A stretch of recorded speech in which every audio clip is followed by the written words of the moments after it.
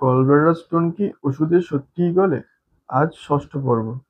তো এর আগের আলোচনা থেকে আমাদের কাছে মোটামুটি পরিষ্কার যে গলব্লাডারে যদি স্লাজ বল বা সফট ক্যালকুলাস থাকে, তো সেটা ওষুধে ডিসলভ করার একটা চান্সেস থাকে।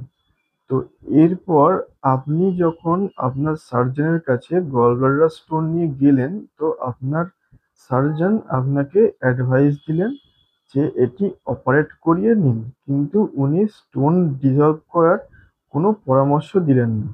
তো এরকম কেন? তো আপনি বলবেন যে নিশ্চয়ই সার্জন অপারেট করলে তবে তো সার্জনের ইনকাম হবে, অপারেট না করলে সার্জনের ইনকাম হবে না। সেই জন্যই সার্জন বলেছেন কি এটা অপারেট করিয়ে নিতে। কিন্তু আবার এদিকে ডাক্তারি বইতেও লেখা রয়েছে যে গলব্লাডারে স্টোন হলে সেটি ল্যাপারোস্কোপিক কোলেসিস্টেক্টমি অর্থাৎ অপারেশন করিয়ে নেওয়া, এবং সেটাই হচ্ছে গোল্ড স্ট্যান্ডার্ড ট্রিটমেন্ট। তো এরকমটা কেন? এর পিছনে ব্যাখ্যাটা কি? এর পিছনে ব্যাখ্যাটা এই যে ধরুন ওষুধে ডিসলভ করে গেল, তারপর তো সেটা গলব্লাডার থেকে বেরোতে হবে, তাই না? নাহলে তো গলব্লাডারের ভেতর যদি থেকে যায়, সেটা তো আবার স্টোন হয়ে যাবে।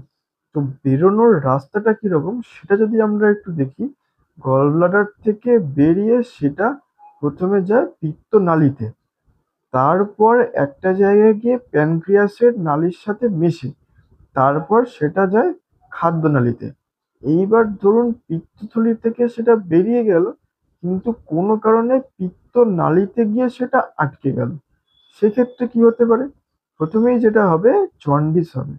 আপনার জন্ডিস, বিলিরুবিন চড়চড় করে বাড়তে থাকবে, সাথে পেটে প্রচন্ড ব্যথা হবে, ভমিটিং হবে, জ্বর আসতে পারে। একে বলা হয় কোল অ্যাঞ্জাইটিস। এছাড়াও ধরুন পিত্তনালী থেকেও নেমে গেল, সেক্ষেত্রে যেখানে এটি প্যানক্রিয়াসের ডাক্টের সাথে মিশছে সেখানে গিয়ে আটকালো। সেক্ষেত্রে কি হবে? যেহেতু প্যানক্রিয়াসের যে ডাক্ট সেখানে গিয়ে আটকেছে, সেই জন্যে প্যানক্রিয়াসের ভেতর কি হবে, প্যানক্রিয়াসের যে এনজাইমস সেগুলি প্যানক্রিয়াসের ভিতর হঠাৎ করে অ্যাক্টিভেটেড হয়ে যাবে, যাকে বলা হয় প্যানক্রিয়াটাইটিস। তো প্রসঙ্গত উল্লেখ্য, এই যে দুটি কন্ডিশনের কথা আমরা বললাম, কোল্যাঞ্জাইটিস এবং প্যানক্রিয়াটাইটিস, এই দুটি খুব মারাত্মক রকমের অসুখ, এবং এই দুটি অসুখে যে কোনো সময় মাল্টি অর্গান ফেলিওর হয়ে রোগীর মৃত্যু পর্যন্ত হতে পারে। তো এই জন্যেই সার্জন কখনোই অ্যাডভাইস করেন না যে আপনি সেটা মেডিসিনে গলানোর বা ডিসলভ করার চেষ্টা করুন। আরেকটা পয়েন্ট এক্ষেত্রে বলার, ধরুন আপনার স্টোনটি মেডিসিনে গলে গেল, সেক্ষেত্রেও গলব্লাডারটা তো আপনার রয়ে গেল। এবার যতক্ষণ আপনার গলব্লাডার রয়ে গেল, ততক্ষণ আপনার আবার গলব্লাডারে স্টোন হওয়ার চান্স রয়ে গেল। ধরুন আজকে আপনি মেডিসিন খেলেন, আপনার স্টোন ডিসলভ করে গেল 3 মাস, 4 মাস কি 6 মাস পরে, কিন্তু ধরুন 2 বছর পর আবার আপনার স্টোন হলো।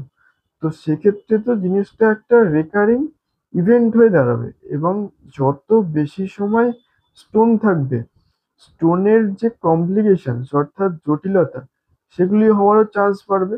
তো সেই জন্যেই আপনার সার্জন আপনাকে অ্যাডভাইস করেন যে আপনি অপারেট করিয়ে নিন।